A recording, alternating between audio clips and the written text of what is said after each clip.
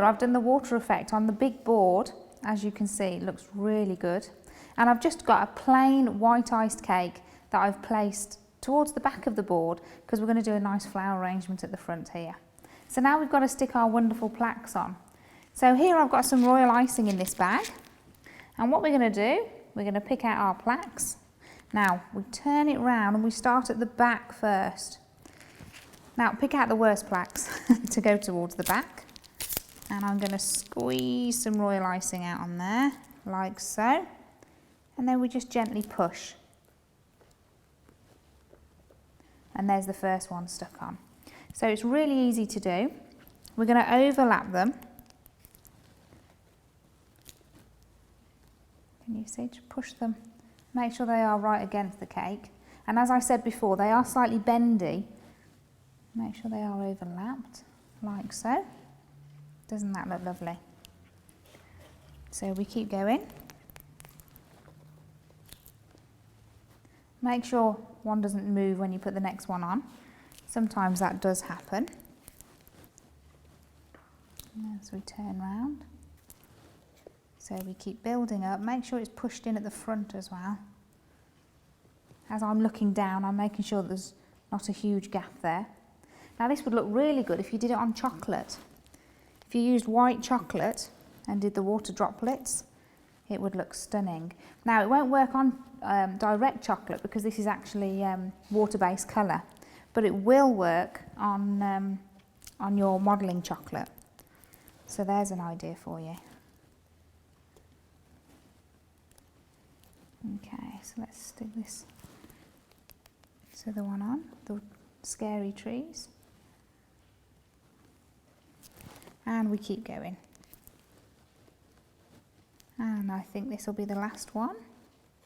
But with this one, if we just tuck it behind there and then overlap on the other side, and that will slot in just beautifully. And then if I spin that round, that looks really good against the water effect board that we've done. That's looking lovely. Now what I'm going to do is some droplets on the top of the cake, So it's exactly the same as what we've done, but I'm doing this last because we can cover in all of these white bits then going around the edges. We don't want to see this white in here, so I'm going to colour that now. Now what I must do, bring my airbrush over, I must make sure that there's no colour in there. So we make sure all the colour's out, and we put our red, we put our blue in.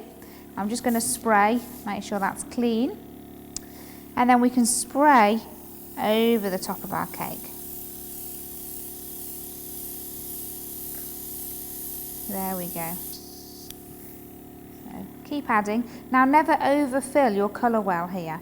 If you overfill, you'll end up with it spilling out and you'll make an awful mess. So try not to do that. I'd rather go back and fill it as much as I can. So, and I'm putting about 10 drops in there maximum as I'm working. And again, you can go as dark as you want, but I also want to catch these little areas down here. So I'm just focusing on that little bit at the moment.